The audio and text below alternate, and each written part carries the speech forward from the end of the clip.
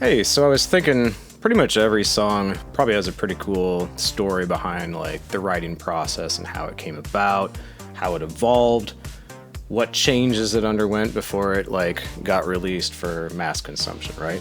And so that's something that I just wanted to touch on briefly today with regards to the recent song Sparked, which came out a week or two ago. So let's take a look at that. So here we have the project for Sparked. We have the original version over here on the left, and we have the new version over here on the right, which is what actually made it into print, so to speak. So the original version was written to satisfy the requirements of a accountability group, and it started with a simple synth part that I just kind of heard in my head, and I made it with two synths, an SEM and for the low part and a Prophet for the high, and it sounded like this.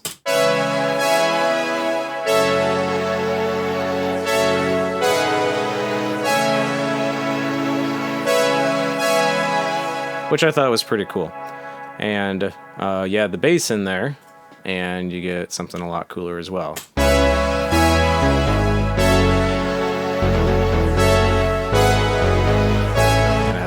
Bouncy feel, and then we put the drums in.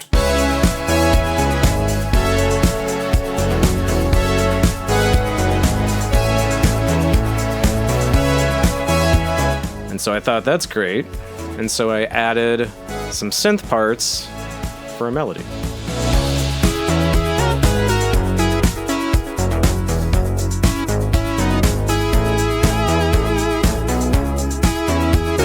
You know me, I love big dueling lead parts. It reminds me of like old Nintendo games like Ultra and Konami soundtracks. And so I thought this was great.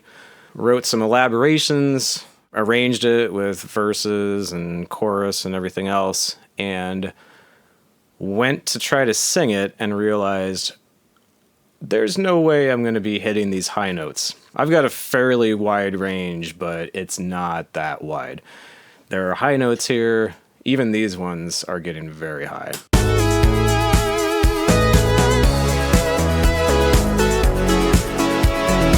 That's about as high as I can sing on that high note.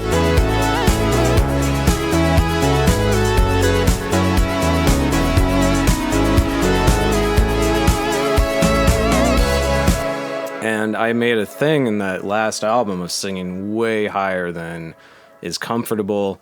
And, it really took a lot of straining to hit a lot of the high notes. I decided one thing I wanted to do for this one was sing in a much more like comfortable, kind of more competent range. And then the chorus only gets worse. I mean, there's some very high notes over here.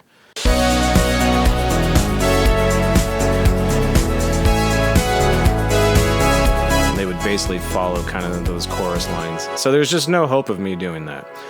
So I tried a lot of things. I even tried doing like a Daft Punk style vocal with kind of a vocoder sound that sounds like this. At the dawn of humanity, spirits in tune,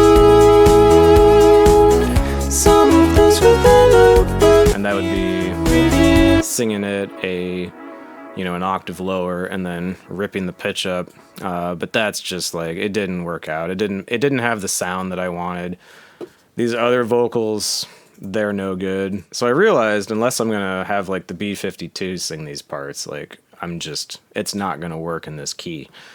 So I started experimenting with different keys and ended up, this started in C sharp minor, ended up hoping that I could just go a couple of keys either way, but in order to get into a comfortable vocal range for all the parts, for the verse and the chorus, I was going to need to go all the way across the chord wheel from C sharp minor all the way to G, which creates some issues, as anybody who's tried to transpose music knows.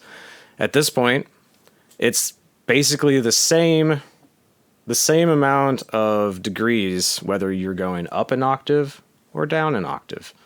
So you have to make a choice. You're screwing things up the same amount either way you go. And so the bass can't go down. That's just way too low. And so the bass had to go up. And so once that happens, like that changes fundamentally how that song sounds. So this is a facsimile of what the bass would sound like if it were lowered. It's just too deep. So I ended up going up an octave for the bass.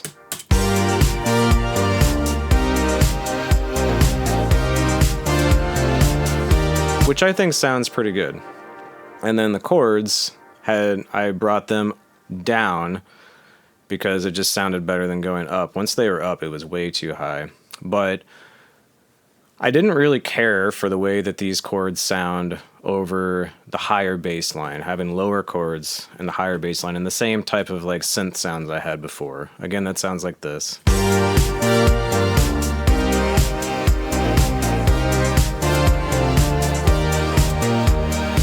I just don't like that as much as I like the other one. I just think that this has more character.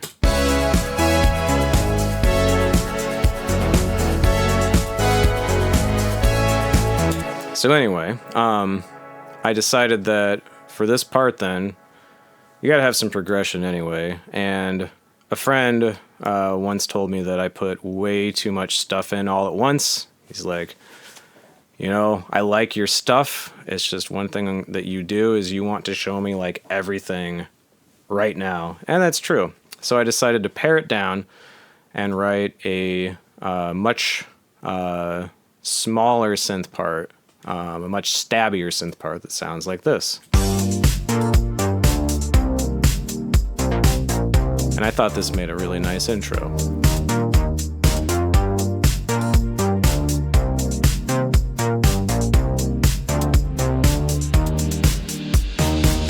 And so one advantage of this is it really takes like the emotional like attitude and it subdues it. And it keeps that beginning a lot kind of like poshier sounding, a little more suited to a type of vocal that is not like a great big like B-52s, like, you know, two big voices singing.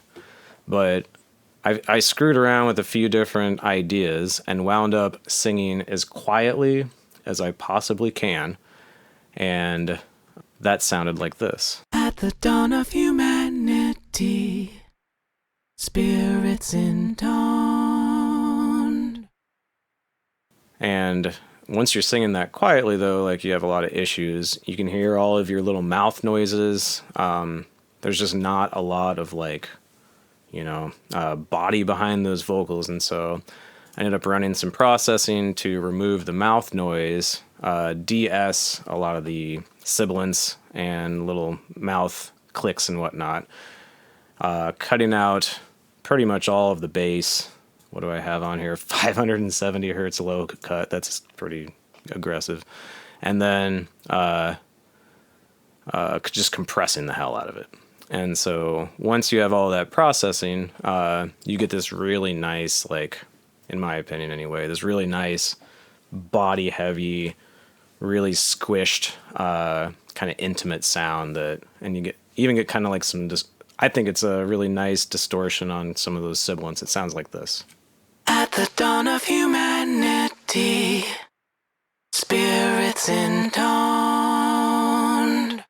And it adds this like this breathy quality because it's not only is it bringing out the body of the voice, it's actually like bringing up the sound of your breath that's coming out, and so it's almost got like a whisper over the vocal quality. And I think once that's in the mix, at the dawn of humanity, it's got kind of a nice sound. Spirits intoned, some of those with an open ear, revered as shamans of old. Great works and again, right in my vocal range, which is super important. By the hands of a new God, united they arose. A nice little arpeggio in there for the instrumental break. And then it goes on from there. Verse 2 I play those synths along with the vocals. I think it's got kind of a nice sound.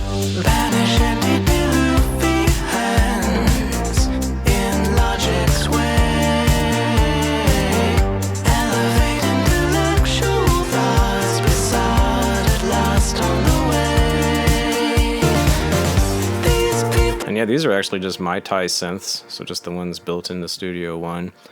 Every once in a while, they've got basically just what I'm looking for in terms of that sound. It's always a little thinner, kind of more pointy sound than like the Arturia stuff or some of the other synths that I use a lot. Especially for bass, if you're looking for a really like kind of tight, thinner sounding bass sound, my Thai is pretty good for that. Usually I want something much thicker and bassier though. Go with like, kind of my go-to bass synth is Monarch by Native Instruments. I just love that. It's got so much low end. I always end up having to roll off a little bit of the sub, but I just think it fills out that that low end very nicely. So the next thing to talk about is the chorus. And so for the chorus, I ended up layering a whole bunch of vocals to make a great big choir type sound, and it sounds like this by itself.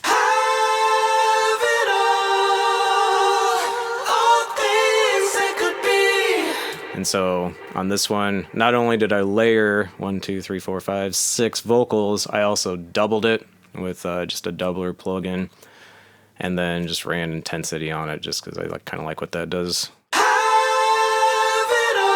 I think it turned out pretty good.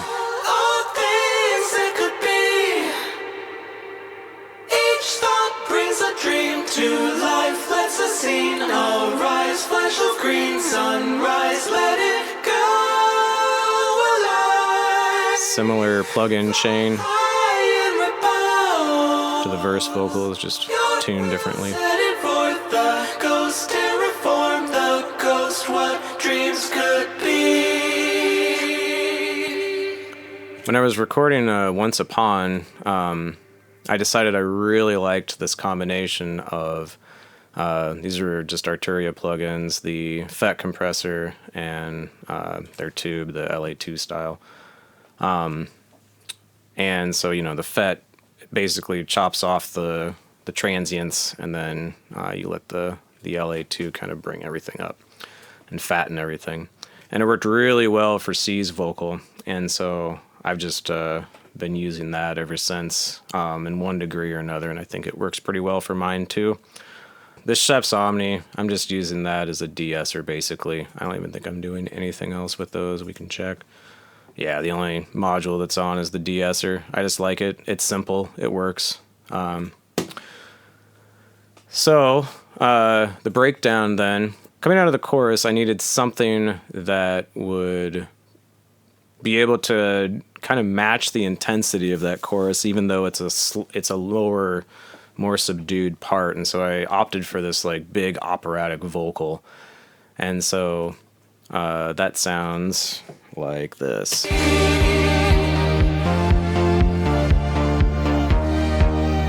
see what we want to see. I love that vocal. So I just belted it out basically as big as I could make it. We see what we want to see.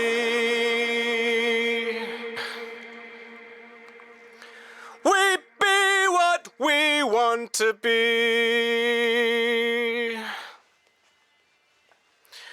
Believe what we can conceive. Interestingly, so the first two I recorded at the same time, and then I changed the lyrics. So that third one is never quite the same as the first, and it's one of the few regrets I have on this song. But I tried a few takes and I couldn't quite match what I think is kind of magic in those first two, but it's still good. Just the last line. But that's kind of how it goes too. You write lyrics, they seem to be working. Then you come up with an idea for something, and you got to change something, and then you got to go back and change things, decide if you're gonna rewrite parts. I don't know. It's a whole mess. So that leads to the transition to the kind of dance break, as you can see I have labeled here, with a giant choir build up, and then into kind of a nice like groovy dance part that sounds like this.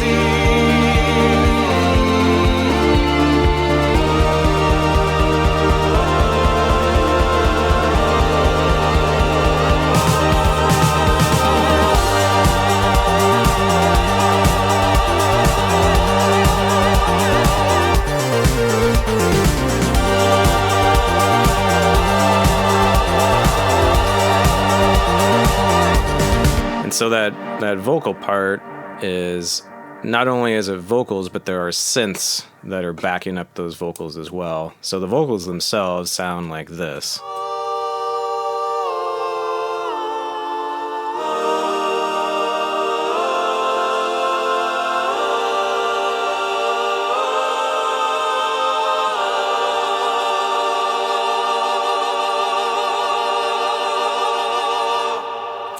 I like the way that turned out. I thought I did a pretty good job with the vibrato. It's not really my thing, but I thought it turned out really well. And then the synths sound like this.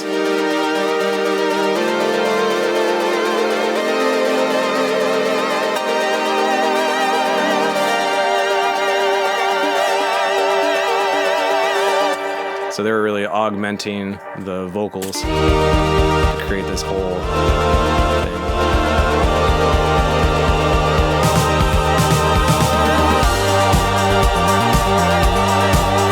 I do like the way it kind of busts into that bass line. And originally I had the bass line just continue through, but I decided I liked breaking it up and following that little lead line here at the end. I think it's just kind of a nice way to do it.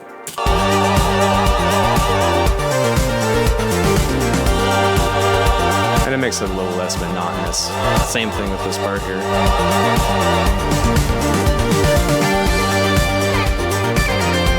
And then the guitar part over the top.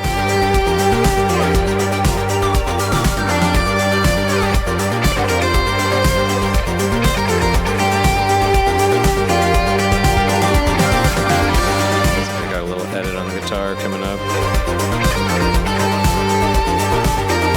I think that was like 2 takes.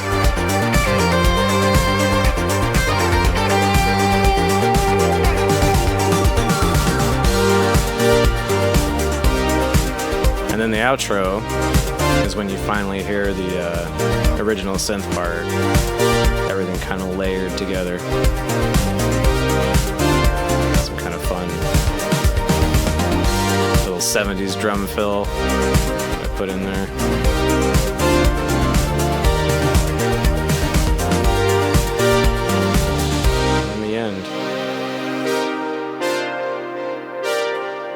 I thought it was just kind of fun to end on that brassy prophet sound there at the end.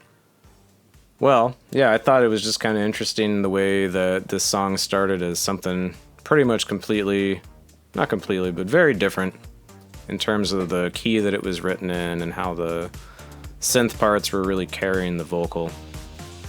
Because I didn't know if I was going to actually make like a vocal song out of this, or if this was going to be like a video game loop or something else, but I decided I liked it enough to try to turn it into, you know, an actual like song, and so here it is.